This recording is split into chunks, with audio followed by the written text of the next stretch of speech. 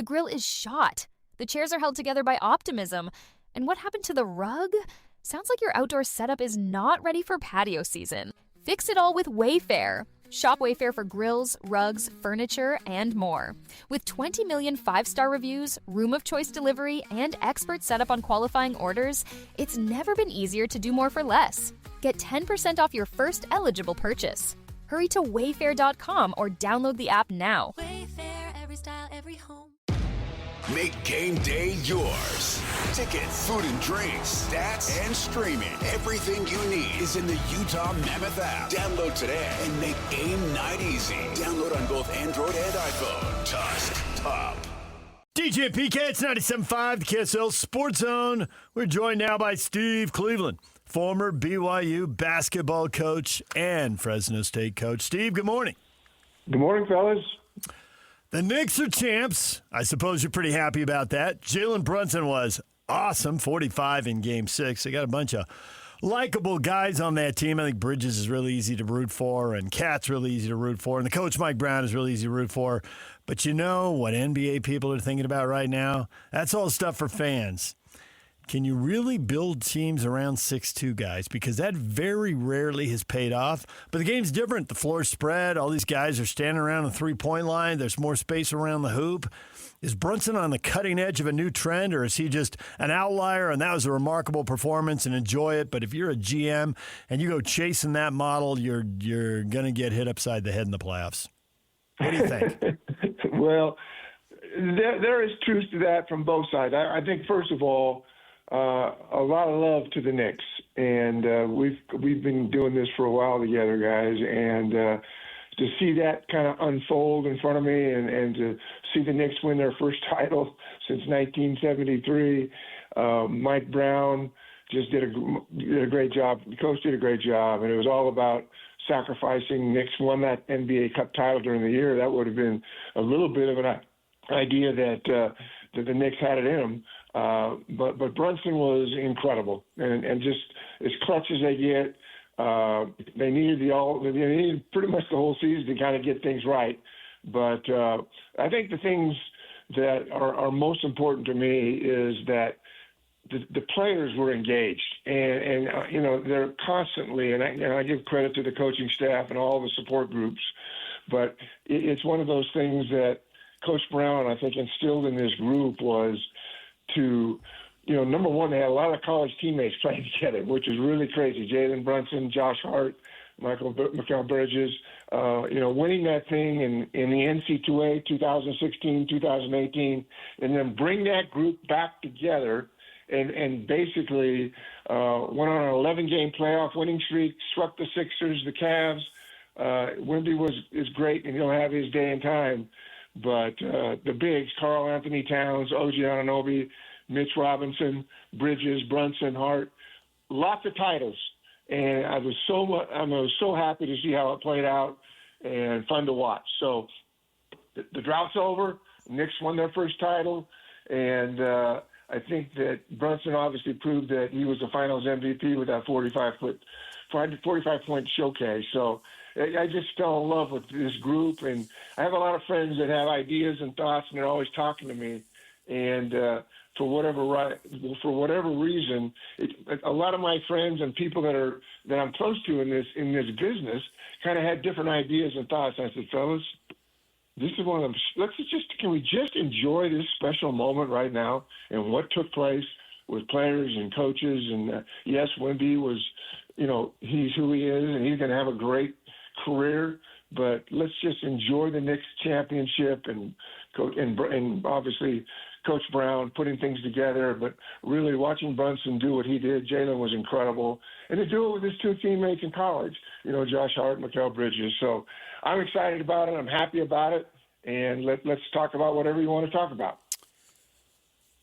He's a free agent, right? He's a second-round pick, speaking of Brunson, and so he's been with the Knicks 4 years ago, and I called up something, his introductory press conference in 2022 with the Knicks. He's got a quote, and I'm going to ask you a question. I'm going to read you a quote and then ask you a question. Quote, everywhere I've gone since high school, it's always been Jalen Brunson's good, but always that but, like they're going to say something negative. Too slow, not athletic enough, too small, all those things that don't measure heart, that's what I have. How do you measure heart? Oh, man, I love that's where we're going because, in this setting or whatever the setting is, professional, collegiate, high school, it doesn't matter. It's one of those things that you have to embrace, the moment. And yes, he's not tall enough, he's not big enough, he's not quick enough, but he's a champion. And I think as we've watched this whole thing unfold, it just let's just go back to the fact that three of these guys played together in college: Jalen Brunson, Josh Hart, Mikal Bridges. The Knicks, a team that probably had the most tortured fan base of any fan base, in all of college hoops and NBA hoops. But I think the thing that when I look at what's happening and I look at Karl Anthony Towns and OG Anunoby and Mitch Robinson, the bigs, they don't get a lot of the hype and all the things that go with it, but those bigs were amazing and had a huge influence. And obviously Bridges, Brunson, Hart, NC2A titles. There's a chemistry, I guess is the best word to say. There is such a great chemistry and was such a great chemistry with this group that it was just fun to watch. The drought's over. They win their first title. Brunson MVP, fans celebrate. I just loved it. I sat there with my wife and I was watching it, and I just couldn't get enough of what we were watching and what was happening. And yes, Wemby will have his time. Losing in the finals, it's painful. He'll have his time and opportunity. But the Knicks now have actually the list of teams with no titles in 50-plus years. That's got to be a wonderful thing to feel, and all that pressure taken off yourself, and we can enjoy this time and this opportunity. I love this series. I love how it played out, and there's just a passion. There's a passion about this group and how they came about getting it done. And anyway, I loved every moment. And let's move on. Is the real key to the Spurs going forward Harper? Did he show you something in this series that made you think when they get across the finish line, it's going to have a lot to do with him? Oh, yes. And one of the things you can watch in the post-game videos is to look at, and they don't give a lot of time to the losers, but I could feel the pain. And Harper is a special player, and whether he gets back to this situation or whatever happens, but that's a guy I want on my team, and a lot of heart, competitive, just a guy that you want to have him by your side. And so the drought's over. Knicks won. Let's move forward and see kind of what happens with Wemby and that group and Harper and what's going to happen there. I think there's a lot of good in front of us as we'll look at these teams going forward. Potential major developments here with the draft coming up. Multiple national media outlets reporting that AJ has conducted formal visits with Washington and the Jazz, obviously the numbers 1 and 2 in the draft. And Darryn Peterson only visited the Wizards and does not plan to grant anyone else a meeting. So it's either number 1 or that's it. And so he's not going to meet with the Jazz. How does that influence, in your mind, the decisions that face the Jazz? Well, I was surprised by this, and I'm sure you were too, that we wouldn't be more open-minded to what's happening, and maybe that decision's been made, and maybe he's going to the Wizards and going there. But going forward, I think when you look at the Jazz, they got the Jazz right now have kind of a franchise or a cornerstone with a seeding level that I'm not quite sure. The first 4 picks: AJ DeBonsa, Darryn Peterson, Cameron Boozer, Caleb Wilson. These are all guys that are going to be in the mix. I think everything I've seen and heard is that AJ is going to be the number 1 seed, and he's going to end up going to Washington. Personally, I hope that's not true, but it seems like that's how it's playing out. I think Peterson wants to play the point guard, and I think that's something that I think the Jazz would certainly entertain. He's basically grown into 20 points per game, 43% field goal, 38% three-point, 82% free throw. Played at Kansas. We know he's talented. And I think that would be a great pick for the Jazz, personally. And he's got, he's creative in shooting. You look at Jazz shooters, Keontae George, Ace Bailey, Lauri Markkanen, Jaren Jackson, and Darryn Peterson.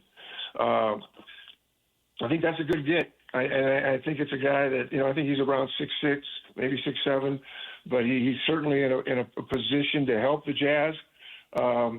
And then, the selling points, obviously AJ's the best scorer in college basketball. I just don't see that going differently. But I think as a Jazz fan, we'd love to see something miraculous like that happen.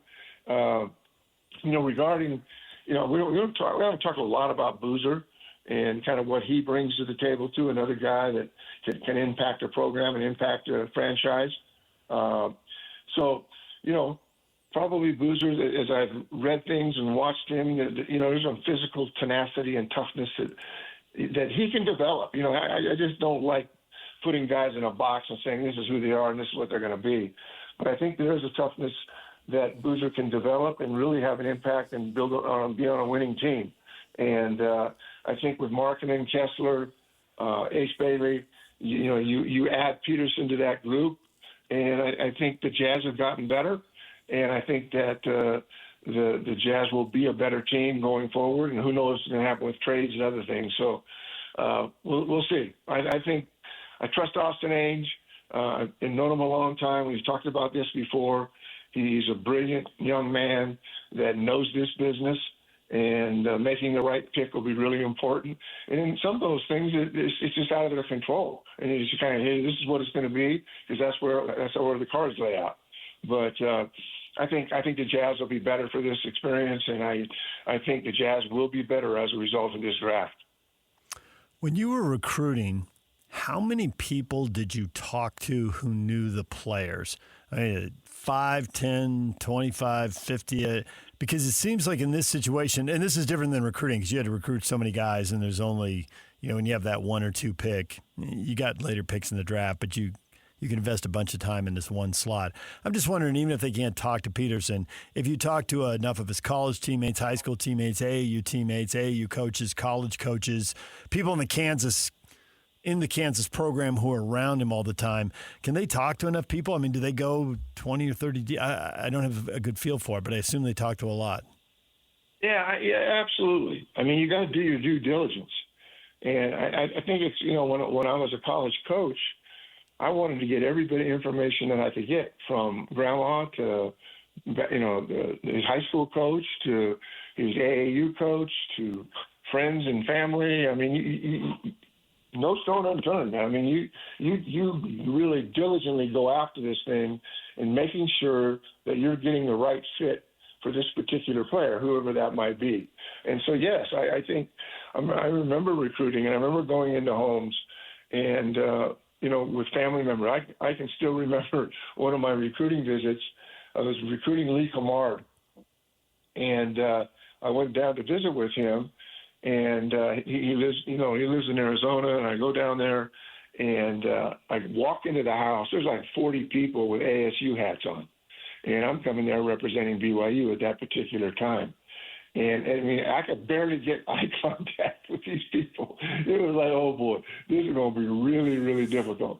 And as it turned out, there were some people in the family, and there were others and coaches, and it all played out. And Lee ended up being at BYU, but that's kind of how it is. And having relationships and having that understanding of moving forward and what's best for me, and getting as much input as you can. And I think whether it's in college or, it's the NBA draft, that's happening. And it's happening with Austin Ainge right now, making the right pick. Some of those things are already kind of etched in stone because they've done all of their due diligence, they've done all the work, and you look at the cards, you lay them out and go, well, it appears that probably Peterson is going to end up with the Utah Jazz. Things can change, and who knows what could happen. But I think Peterson will be a wonderful get for the Jazz. I just think he has a great upside, and he's a shooter, and you can't have enough great shooters. I don't care what league you're in, what's going on. You got to have great shooters to make your team better and give yourself some longevity of success over the years coming forward. You're a college coach at Fresno, which had a ton of NCAA violations and all that stuff, and so you got to make sure the kids are doing what they're supposed to do. What do you think of this Brendan Sorsby thing of him potentially being able to play next year with the gambling? In my mind, the Brendan Sorsby, he's just the guy, but the issue is far bigger, and if he's allowed to play, then that basically opens the door that kids can gamble on their teams and gamble and whatever while they're playing college, which just means, man, they're going to have so many temptations. People are going to try to get a hold of them. We've already seen problems from time to time. So I think this is an important decision, not just for Sorsby and Texas Tech, but for all of college sports. I completely agree with you. And it's when I read that and kind of tried to get my arms wrapped around what this might look like going forward. I don't know all the decision makers here, but that would be something that would be critical to the development of players and coaches and programs. And if we go down that route, and that's where we're going to go, and not having that kind of control, at what point in time do we say, just stop it? Stop it. And, you put enough attorneys together and lawyers together, and you get coaches together, and all these people together, and we're opening a door to Pandora's box that could destroy the game. It impacts young people, whether they're international athletes or they're here locally. I just don't want any part of that. I can't imagine. I haven't spent as much time as both of you probably on. I'm aware of it. I've read the articles. And I don't know that I'm smart enough to have all the right answers right now there, but that's going down a slippery slope that is not good for college or NBA basketball. It seems like the conference can prevail here. The NCAA can't because it's antitrust, but there's so many conferences and a player could transfer and they can each make their own decision about whether they let him play. I'm no legal expert, but it feels to me like the Big 12 is going to win this. Well, yeah, I trust the Big 12. I've been watching them. And, over the year, the last few years as we had that conference I just hope for the sake of not just the sport, but for the sake of players and coaches and where we go down this slippery slope is that there'll be enough intelligent people in that room to say, this is silly. What are we doing here? And that's what I would hope. I'm not a decision maker here, but I certainly have an opinion. And so I don't want any part of that. And we'll kind of see what happens. I'm not smart enough to know all those things and understand them anyway, but I just think it's not good for the sport. It's not good for young people. It's not good for the impact that whether they're brokers, agents, parents, all the intangibles you put your arms around and try to figure this all out, that we'll find a way to keep an integrity. I guess that's the word I want. Make sure there's some integrity here, and as these decisions are made and we go forward, and when integrity all of a sudden doesn't exist in that environment, then we're going down a slippery slope again. That's not good for the sport. It's not good for young people. It's not good for families, and whatever it might be. So I'm hoping we can eliminate that kind of environment, which can just destroy programs, players, families. Hopefully there's enough common sense that we go, no, we're not going to do that. Steve, we'll leave it right there for now. Glad you enjoyed the NBA Finals. Now you got a week to gather yourself for the NBA Draft. Yes, sir. Right. I got some work to do. Thanks, fellas. Always good to be with you. Thanks, Steve. Steve Cleveland, former BYU basketball coach. Jay Stevens, NHL insider for KSL Sports and host of the Utah Puck Report, will join us to talk Stanley Cup Finals, Carolina the champs. That's coming up at 9 o'clock. Darryn Peterson. What does all of this mean, PK? Just one interview. We'll get to that next. Stay with us. Welcome to This is Chase Scott and Ben Anderson. President of basketball operations for the Utah Jazz. It is Austin Ainge. How often are those top names switching around at the top of a draft board? Does that happen this late in the process? It does happen. We're trying to force ourselves to keep an open mind. Like, don't get locked in until we have all the information. Make sure we're processing everything correctly. We're almost fighting a consensus or predetermination. We're trying to make sure we go through it as thoroughly as possible before we lock in. We are fighting groupthink. We're fighting media narratives. We don't have a consensus in our rooms, right? Like, there's arguments. My dad and I fight every day about stuff, about players. Coach Hardy and I spend a lot of time talking through it and picturing how it would work with this guy and that guy. And there's a lot of opinions and I work with a lot of smart people. Catch Jake and Ben afternoons from 2 to 6 on 97.5, the KSL Sports Zone. Time for U.S. Open giveaway number 2. We're looking for a qualifier right now. Caller 12-801-575-ZONE will be assigned a golfer in the U.S. Open this week. Top 25 in the world. A 26th qualifier will get the field. If your golfer wins, you will receive $300 in clubhouse credit at Copper Rock Golf Course and a $100 gas card. It's brought to you by Copper Rock, where the pros play and PK's played 10 times too. Darryn Peterson. This feels like a familiar story, PK. To a degree. I know where you're going, but he to a does degree. interviews with the Washington Wizards. Well, interviews. I don't know if he did one or two. But nobody else gets to talk to him. Bum, bum, bum. Now, if the Wizards don't take him, someone else is going to take him. I believe that's a fact. But he's just not going to spend any time and effort helping those people. I don't think he'll be an undrafted free agent. That'd be awesome. So it's like, we can't spend a second-round pick on this guy. We haven't spoken to him. The Jazz, there's multiple examples of the Jazz drafting people who wouldn't come work out or interview with them. Yeah, but that's down the line. They're drafting Ace Bailey 9. at 5. Ace Bailey at 5. But Ace Bailey, no one questioned his ability on the floor. No one questioned his durability on the floor. True story. Everybody's got different storylines. Everybody different felt chapters Ace in the book. Bailey's a player. Yeah. Watched him, as I said, well, I watched more Rutgers basketball last year than I'll ever watch or have ever watched. So with that in mind, this is huge red flag in my mind. Huge. Because I already got a question over here. Now he won't even talk to me? Yes, that is true. Who are you?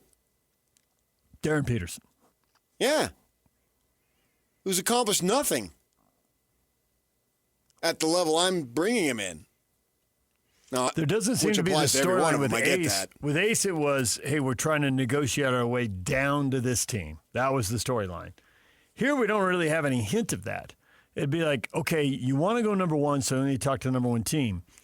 But you don't want to fall to 3. You know, there's a certain amount of ego involved in this. If you can be picked 2 or 3, be picked 2. If you can be picked 1 or 2, be 1. Yeah, but I mean, in the end, as to quote my good friend Donovan Mitchell, at the end of the day, who gives a flying you-know-what? You go second. Wow, what a disgrace, an embarrassment.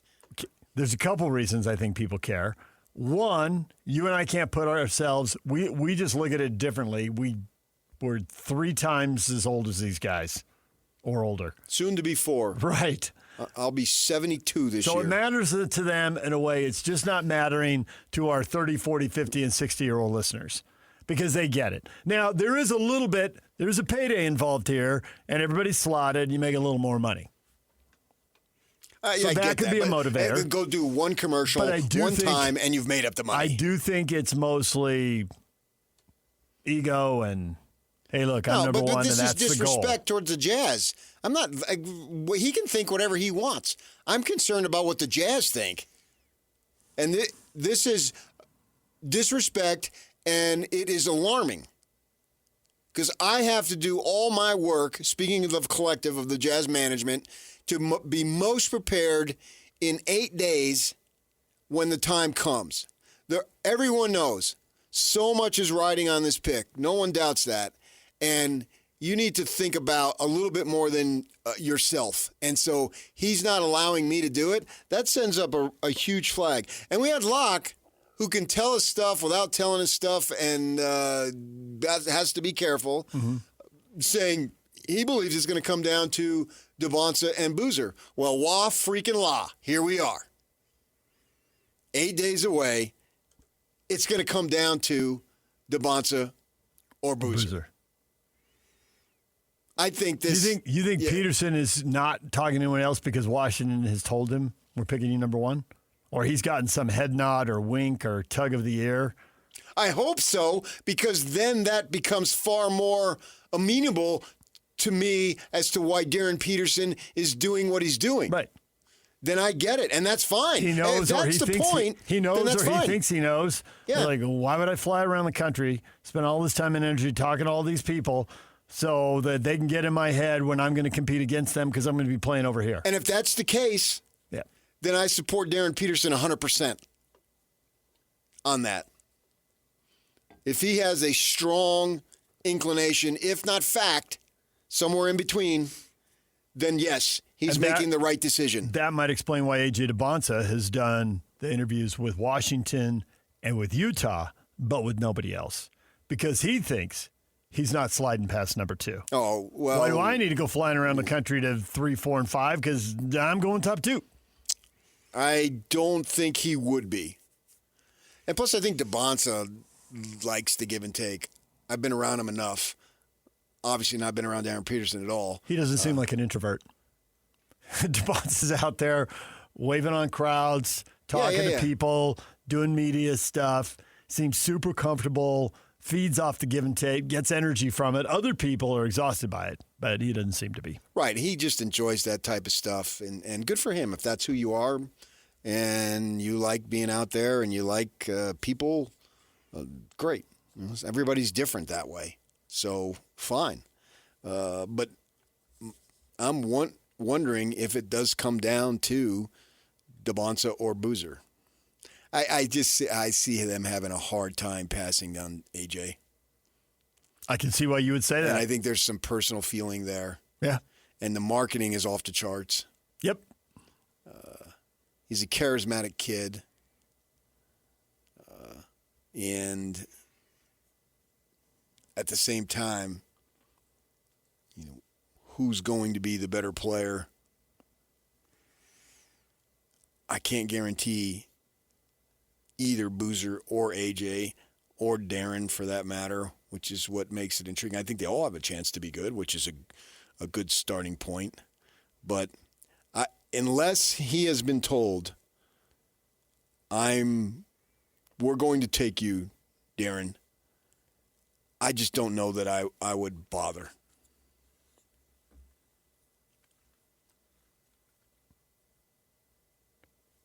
So do the Jazz know what he's been told? I mean, maybe they do. Well, it doesn't really matter because there's nothing they can do about it. They have to do their homework extensively on all 3 guys, and even more than that, which they are and have been. Mm-hmm. So it really doesn't matter because they can do nothing about who Washington picks. And they're not going to give up Ace in a trade, so there's no trade. And if I'm Washington, I absolutely want Ace. If I'm Utah, I absolutely don't want to give him up. I'll give you whoever you want, and now I have Devonta and Ace, Boozer and Ace, Darryn and Ace. Yeah, absolutely. I'd be over the moon for that one. If Washington really has signaled somehow to Peterson. Well, they can just tell him. They could. I don't know that they would. What's in it for them? Because they don't want to get it out. No, but all they got, well, what's the difference? Why don't they want to get it out? It doesn't matter. If the Wizards know they want Peterson, then they should lower their asking price for, not yet, I mean, we're still a week out, but at some point they can lower their asking price for the Jazz, the number 1, and then get the Jazz to trade up and take Devonta, and they still get Peterson. And although they wouldn't get Ace, they would get something, whether it's a draft pick or a different young player. Yeah, but now, why would the Jazz be interested in that? If you were going to trade up to get DeBonsa, now I don't have to trade anything to get DeBonsa. There's no incentive for the Jazz to make that trade. Yeah, why do you need to do anything? If the Wizards play their cards close and no one really knows they're doing that. I'm saying if they've signaled Peterson. Yeah, but I mean, you can't just at 5:30 next Tuesday, they got to let everybody know. They do.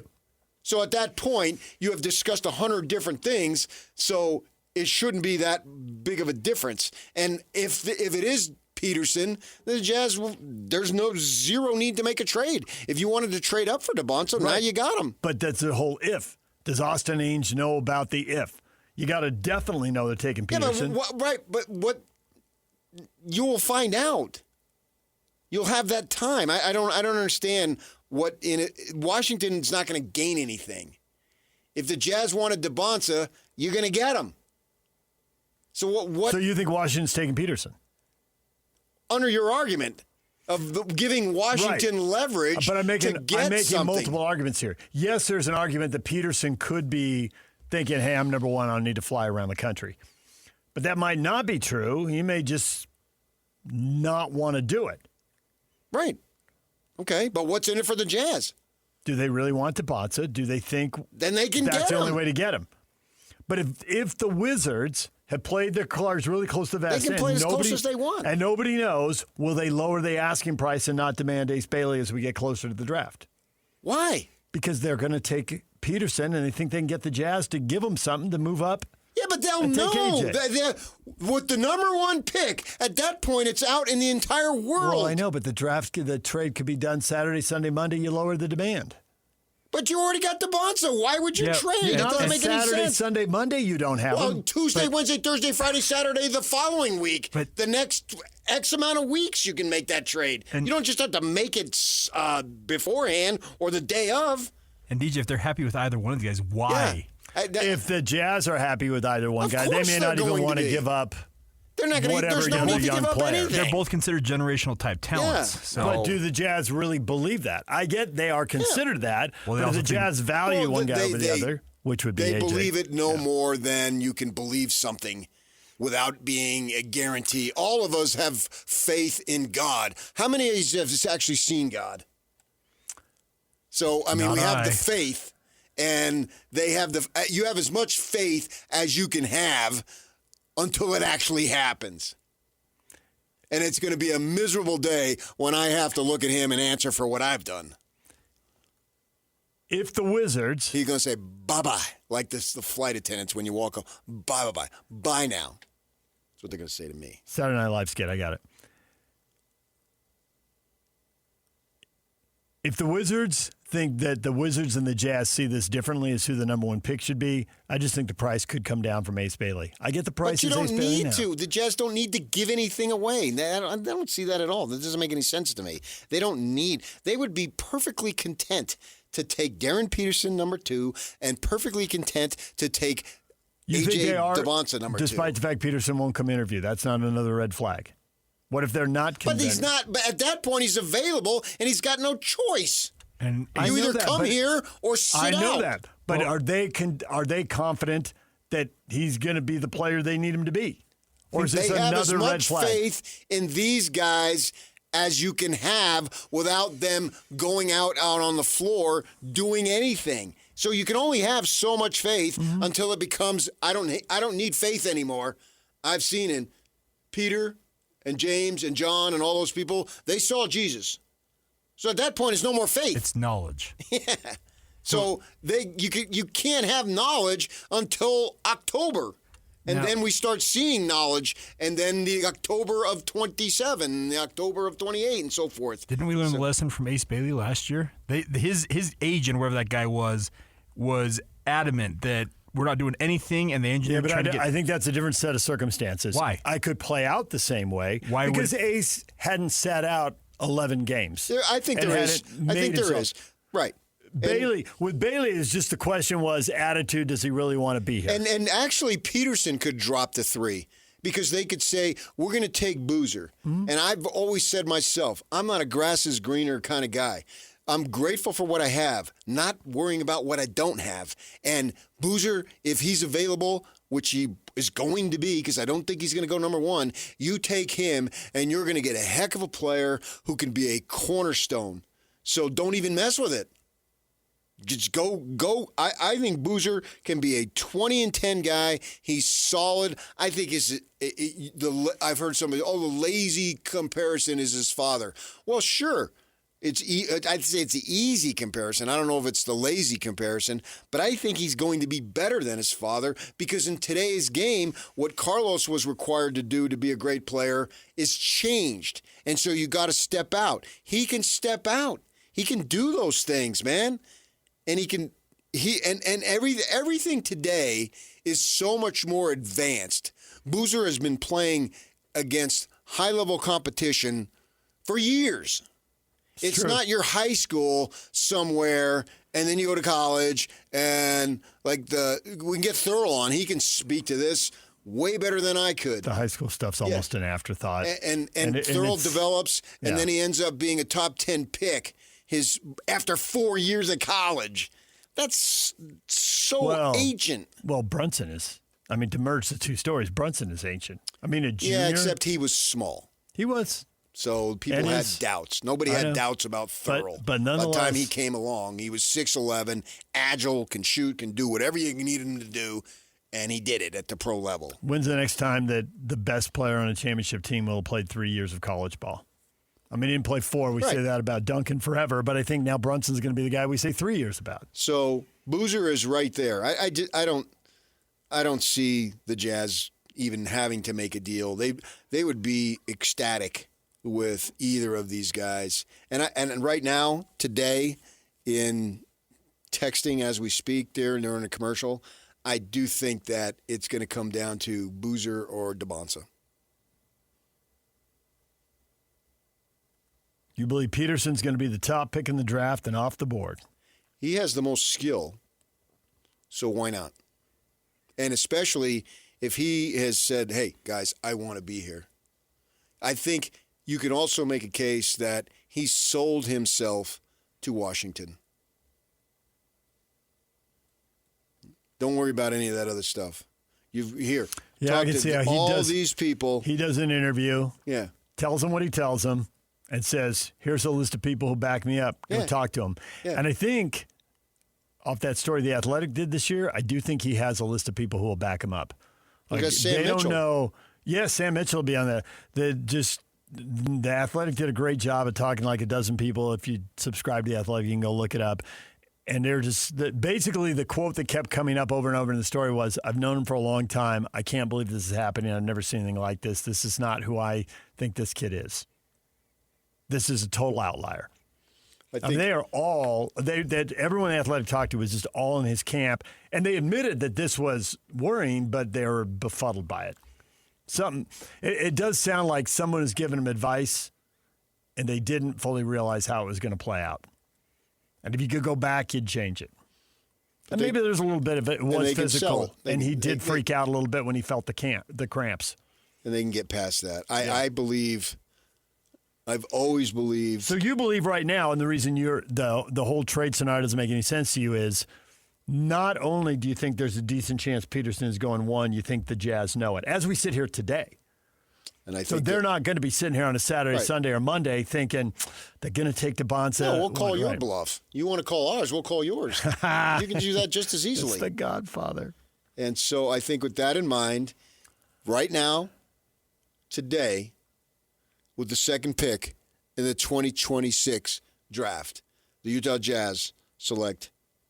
I'll tell you when we come back. Stay with us right here on The Zone.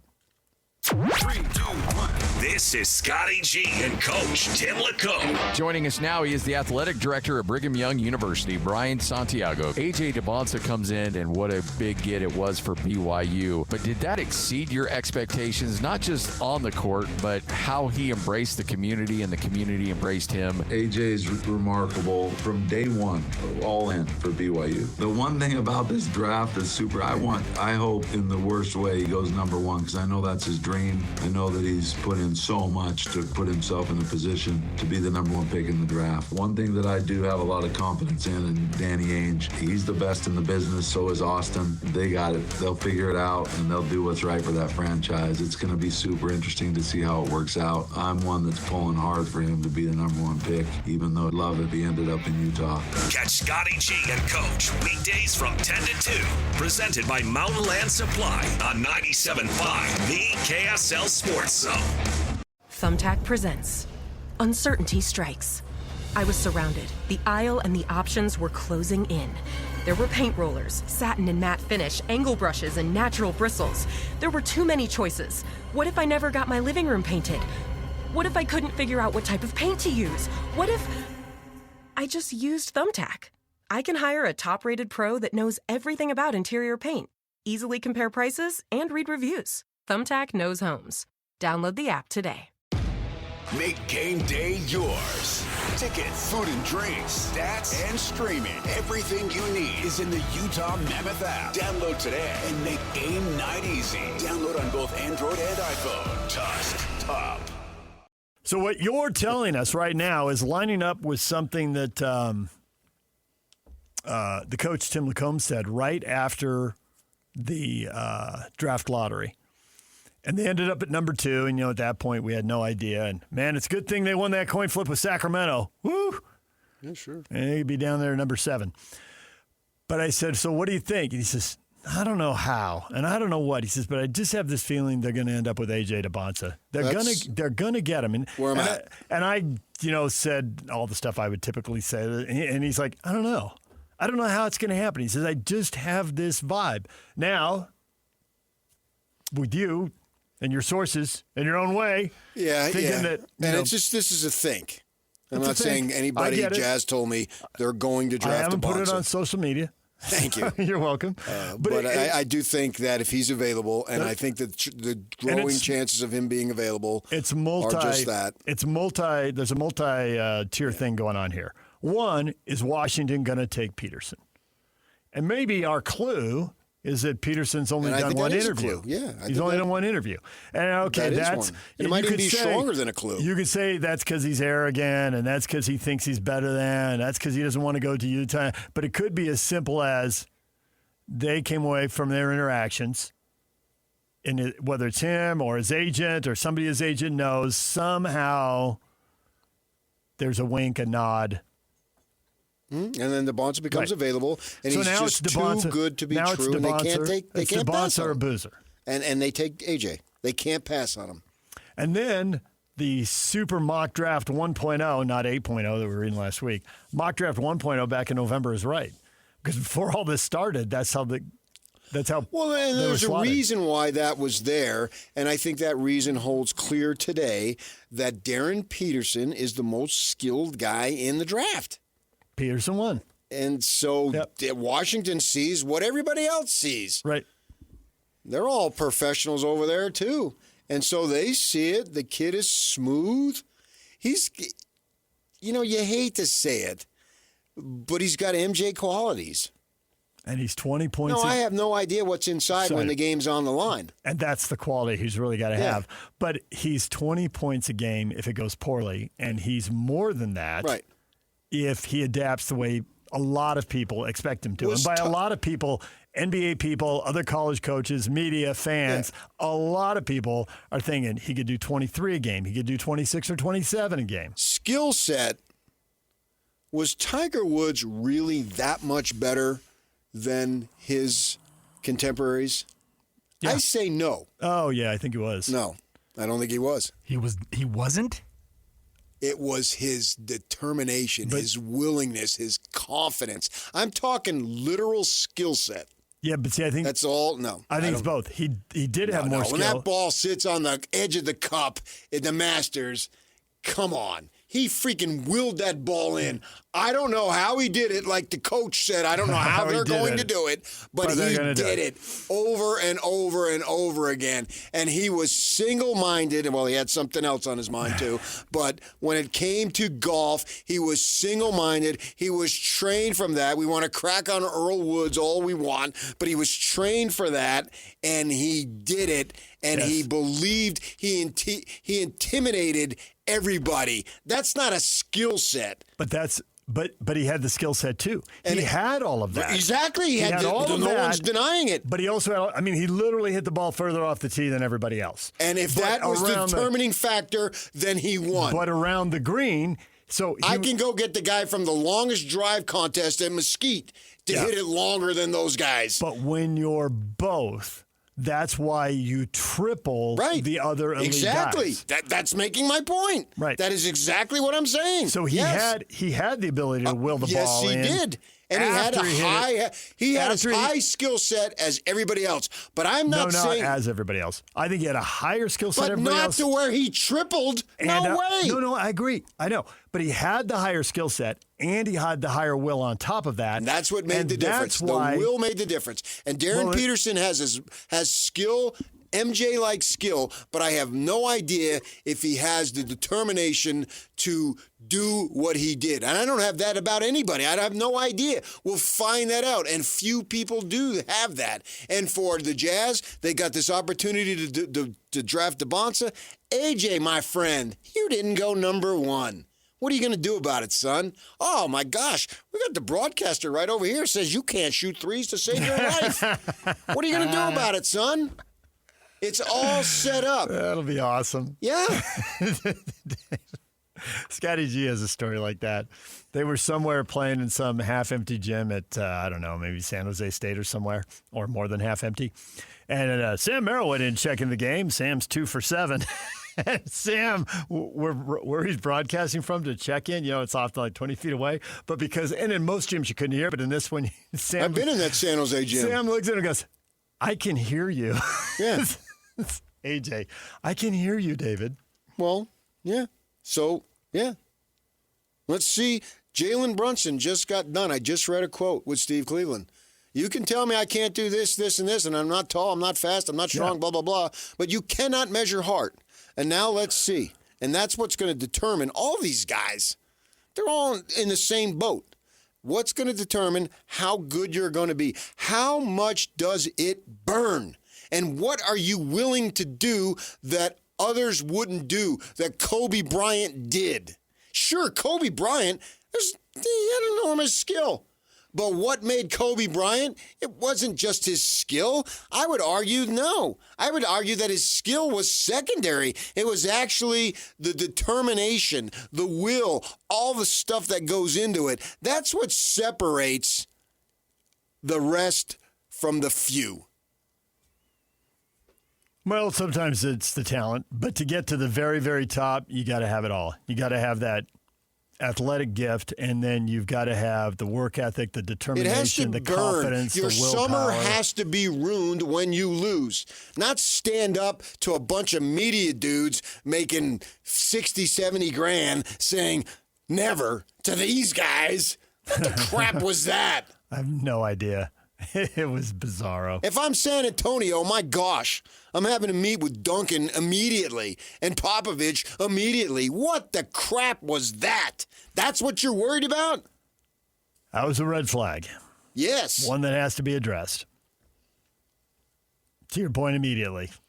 On the plane flight on the way back. They've all got the video right away. Yeah, Steve Cleveland recruited a kid named Travis Hansen, who was a junior college kid. UVU was a junior college. It wasn't UVU. It was UVJC. And he comes in. UVCC, but not UVJC. Well, it was AJC. It was AJC. It was UVCC, right. And Hansen, Travis had the heart big time to help build that program, to set it up for future success. And can you measure that? I don't think you can. Yep. But some guys have it. And do you have it? And who has it here? And not only toughness, finishing through traffic when you're getting fouled, when they're not calling any fouls in Game 6 of the NBA Finals, and they did not. That was an old school game. That felt like the Riley's 90s Knicks. They were beating each other up in the first quarter, and the refs were just letting it go. So you got to play through it and find out how you can score when you're getting fouled and nobody's calling it. And to make the big free throws. And have it burn at the other end of the court, too. Aren't there enough one-way guys who score buckets and then don't want to defend? Yeah. And you know what Jordan wanted to do and you know what Kobe wanted to do? They wanted to defend. They were looking for the deflection. They were looking for the deflection and steal, and they were ready to go the other way. Yeah. They were looking to suffocate you. All right, DJ and PK. When we come back, Jay Stevens, NHL insider for KSL Sports and host of the Utah Puck Report on the Stanley Cup Final. Carolina hosting the Cup. Now what? And what can the Mammoth learn from all of this? We'll talk with Jay next. Stay with us. Summer is all about freedom, fun, and growing up. And between the ages of 9 and 13, kids are starting to form their views about alcohol. With more independence, their still developing brains need more guidance and support than ever. That's why summer is the perfect time to stay connected and plan fun, safe family activities together. Research shows kids who spend quality time with their parents doing what they enjoy are less likely to drink underage. And when kids feel close to you, they're more likely to listen, especially when you set clear expectations. In fact, kids who drink before 15 are far more likely to struggle with alcohol later. This summer, create a no-bummer summer with fun, alcohol-free activities for your kids. Go to summer.parentsempowered.org to take a quick quiz and discover ideas tailored to your family. A little time together can make a big difference. For more information and to learn more about how to prevent underage drinking, visit parentsempowered.org. What is that? Yeah, it's a World Cup holder. Like the soccer tournament World Cup? Holder. For the world. Fits every car, holds every cup. It has a Carvana logo? Yeah, Carvana made it. They buy and sell cars, so they made a car cup holder. So, got any good cups lately? Yeah, used to. Just couldn't figure out where in the world to put them. The World Cup holder. Brought to you by Carvana. Proud sponsors of the World Cup holder. Sign up today to win yours at cup-holder2026.com. Not authorized or endorsed by FIFA. Not a real product. For parity and fair use purposes only.